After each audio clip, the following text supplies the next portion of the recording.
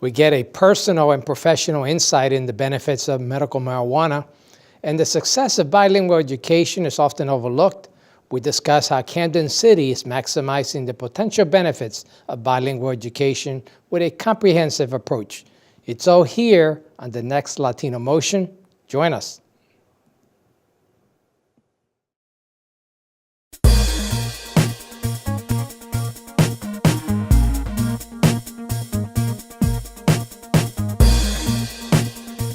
Choose quality, value, distinction. Choose Stockton.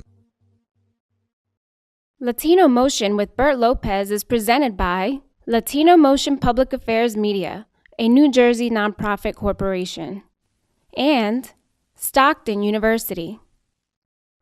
This edition of Latino Motion with Bert Lopez is brought to you by the HD Studios at the campus of Stockton University.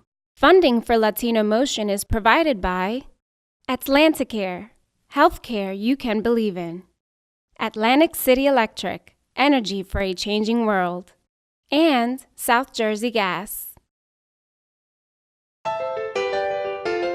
Welcome to Latino Motion, a weekly interview show highlighting issues impacting New Jersey's Latino community while advancing understanding of Latino cultural heritage and contributions to our society.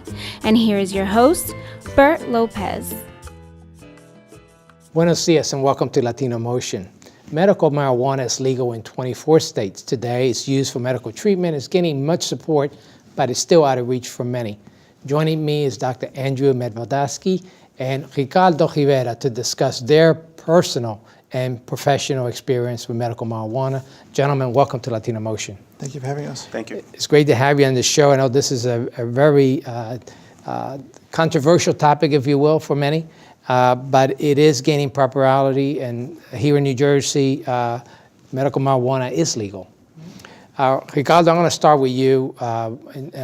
Tell me a little bit about the experience you're having with your daughter and the benefits that this is paying for her. Well, my daughter is a 10-year-old little girl that suffers a severe form of epilepsy called Lennox-Gastaut syndrome. It's one of the most catastrophic forms of epilepsy. She was experiencing from the age of 10 months.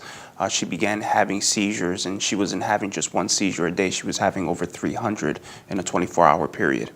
What led you to get this kind of treatment? Well, we had learned through our own research and studying different forms of treating this severe condition, many of whom only have a 9-year lifespan, what we could do differently to help expand our daughter's life.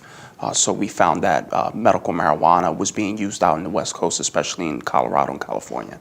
And it's working. Oh, absolutely. My daughter's seizures have decreased by over 90%. She was having, like I said, over 300 a day. She's down to one seizure every 1 to 3 weeks. There are times that she does have an increase in seizures, but it depends from, the medication and, just the treatment itself. But overall, she's doing much better, yes.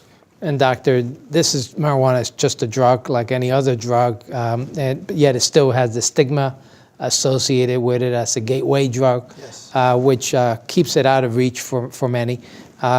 What's your recommendation if someone is in the same situation as Tatiana was in terms of getting help? I think with medical marijuana, I'm a neurologist and a pain management specialist, so I deal with mostly adults who come to us with chronic intractable pain, who had back surgeries, who are pretty much at the end of their rope for treatments. So the way I look at medical marijuana as another viable treatment option. For children who suffer with epilepsy, I think it's a viable option for the right patients. And I recommend they discuss it with their treating neurologist to see if they would be a candidate for that. And the self-education you did, and the research you did, is basically what all patients need to do. They need to self-educate themselves. And Ricardo, tell me a little bit about the nonprofit you started. So it's called Tuffy's Fight, Cannabis for Epilepsy Foundation, and our mission is to help all patients. I have an understanding that one day my daughter will become an adult, so this isn't just strictly for children. So what we do is we connect them with either doctors, or we also get them information, and we also help them through the process in order to become certified patient in the state of New Jersey for medical cannabis. Let's talk about the doctors. Obviously, you're a doctor who's registered and qualified to make these prescriptions or write these prescriptions. What does it entail to become one of those physicians that could do that? And on the other side of that, what qualifies a patient to be able to get that prescription? So in New Jersey, doctors who wish to be part of the program have to register under the state as a medical marijuana prescriber, and they're able to issue patients recommendations.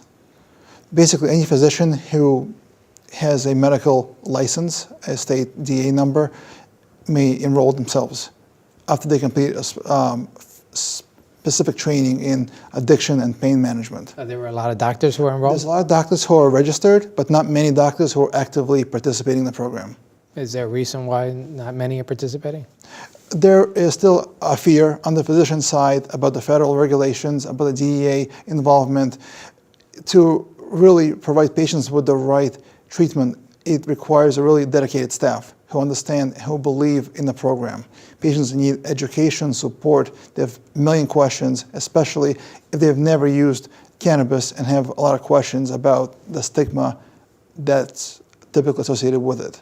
They come in a lot of forms, so it's not just smoking it. There's other options as well. There are many options. They come in topical forms, lotions, there are lozenges. There's different ways of using cannabis for benefit. Ricardo, let's talk about the challenges. I mean, there's still many challenges that you're facing in terms of getting the treatment for your daughter. Sure. Well, one of the biggest challenges is the cost of actually getting into the program. We do have a doctor such as Dr. Blavatsky here that actually sees pediatric patients for free, but there are another array of doctors that do not do the same thing for their patients. So we need more doctors to actually be able to align themselves sort of what Dr. Blavatsky has done. And we also need to actually ask the state to stop charging patients taxes on their medication as well.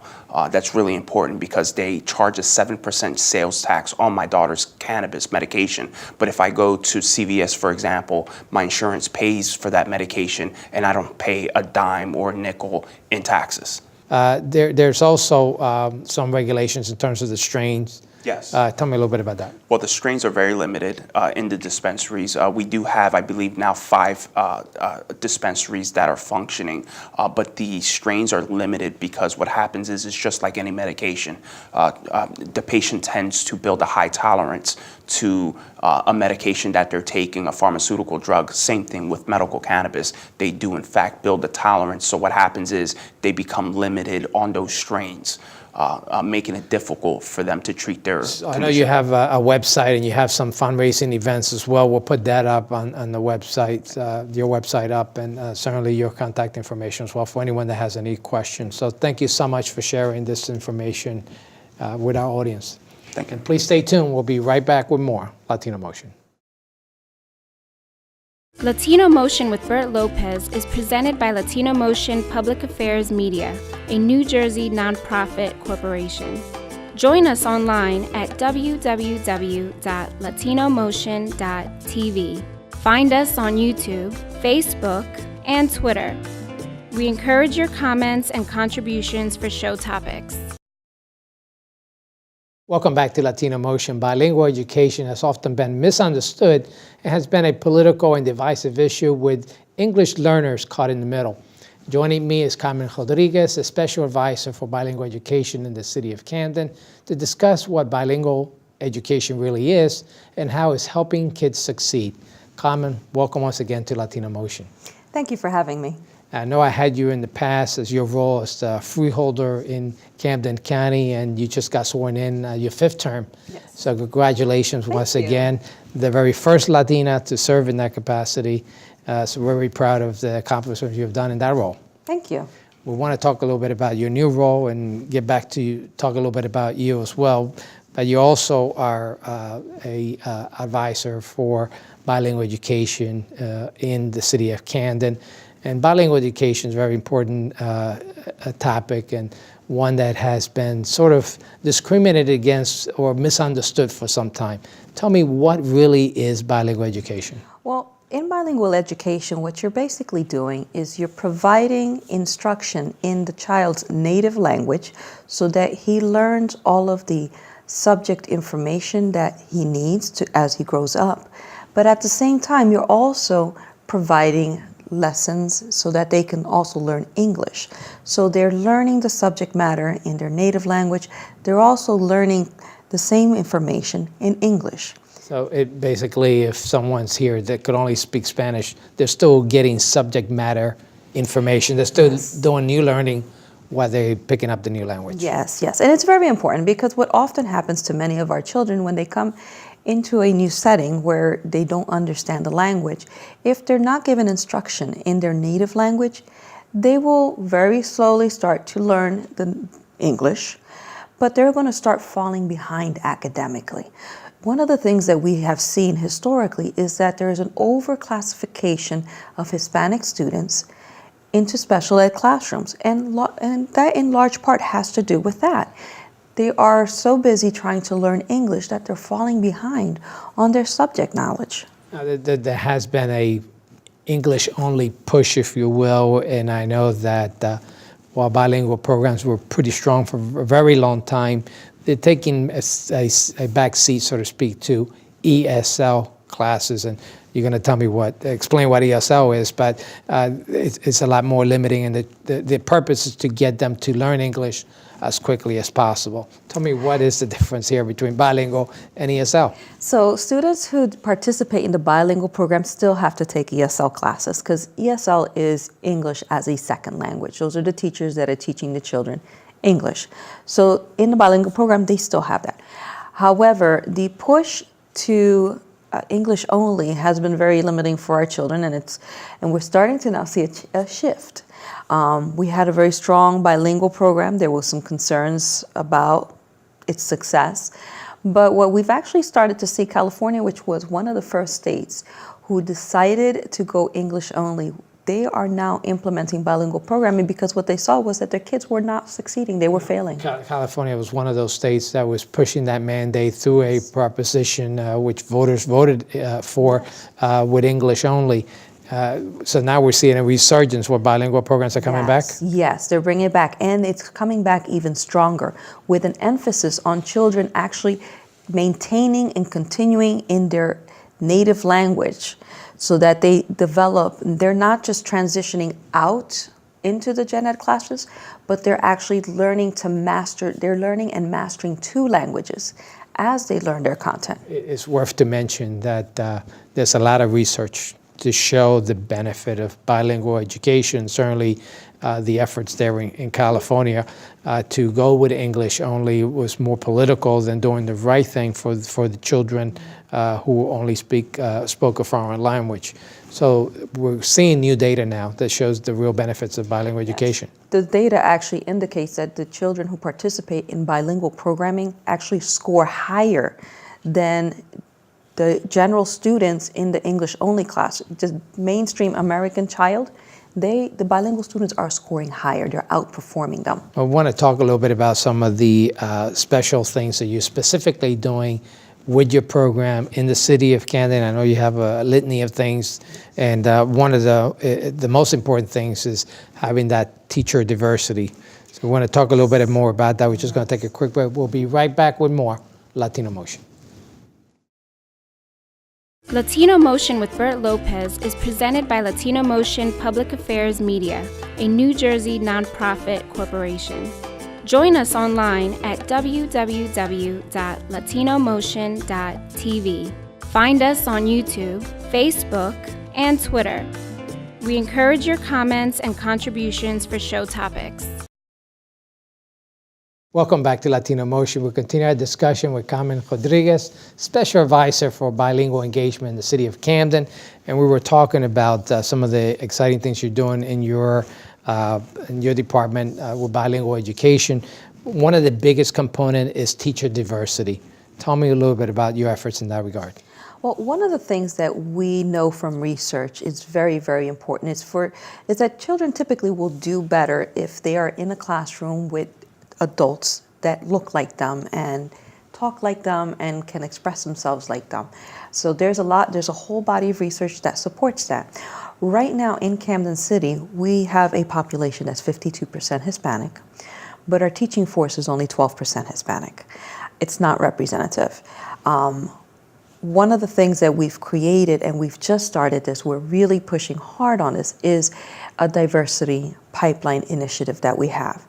Our goal is to be able to have a teacher workforce that is very diverse, but also with high quality teachers. So we want to recruit these very high quality teachers, but we want it to be diverse because we know that children can connect better with a teacher, certain types of teachers, and we want them to be able to feel good at school, be able to learn. Yeah, and a lot of data shows that it's the quality of the program that really makes a difference, and certainly Absolutely. the teachers are very vital. You also provide some shelter English training as well for the teachers? Yes.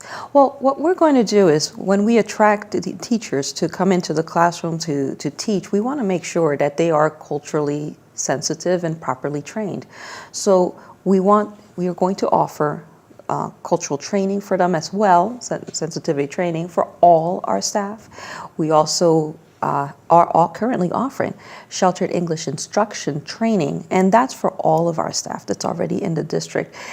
That kind of gives them a toolkit for them to be able to teach children, even if they don't speak the language of the child. So there are things you can do. So someone is bilingual that wants an opportunity to apply for a position, they could just contact your website and Yes, apply. absolutely. You can go to our website, you can apply directly online. You can even send me an email and I will be more than happy to connect with you and guide you through the process for hiring. We really are looking for people who can engage with our children. That's the operative word. We want teachers that can engage the children and bring them out so they can flourish in the classroom. We know that diversity is important in front of them because it becomes their role models. Let's talk a little bit about the component of engagement, because is bilingual engagement, and that means also working with the parents. So what kind of stuff do you do with the parents? Well, one of the things that we always must do is make sure our communication goes out in dual languages, because we know that with 52% of our population Hispanic, we have a lot of parents at home that do not understand what they're receiving. State law requires that this happens. So that's one of the things that I've been, since having started this role, been very focused on making sure that we are following up and providing that information in their native language, that we have interpretation in meetings. And not just that other services are being provided. We do more than just teach the children. We want our parents to be engaged in the education process. We want them to feel comfortable in this education process.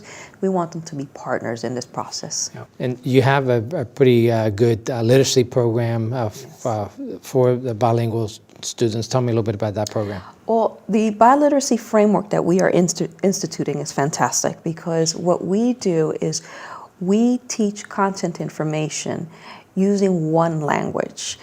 Depending on the student's ability, if it's a brand new student that has just arrived that does not speak any English, of course we'll start with the Spanish. And then what we do is, in the ESL component, which is required, we teach the same language from that theme. We'll teach it in English so that the child learns the subject information. They become very fluent in the native language, which is Spanish, and they start to acquire their English in a very natural setting. When you look at Camden City taking on this proactive approach for bilingual education, where do you see going in the future? Do you see it do immersion bilingual or other approach in terms of a longer-term bilingual program? How do you see it?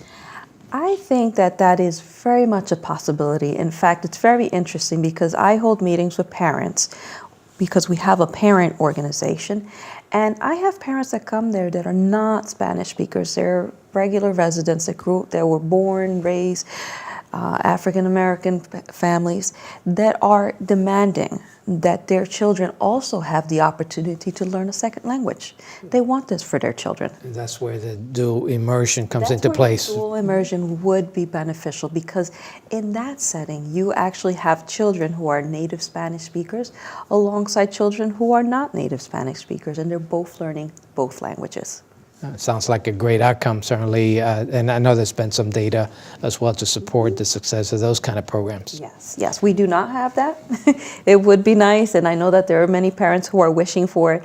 We have to work towards it because we want to make sure that we are mindful and successful. Thank you for sharing this information, very useful information with our audience. And thank you once again for joining us here on Latino Motion.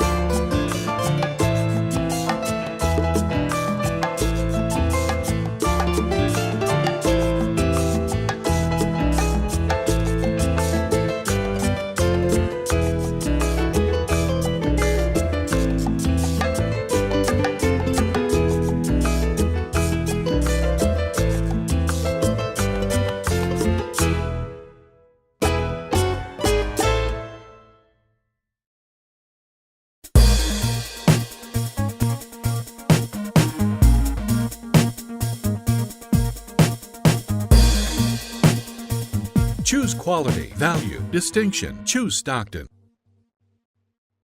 Funding for Latino Motion is provided by Atlanticare, healthcare you can believe in. Atlantic City Electric, energy for a changing world. And South Jersey Gas.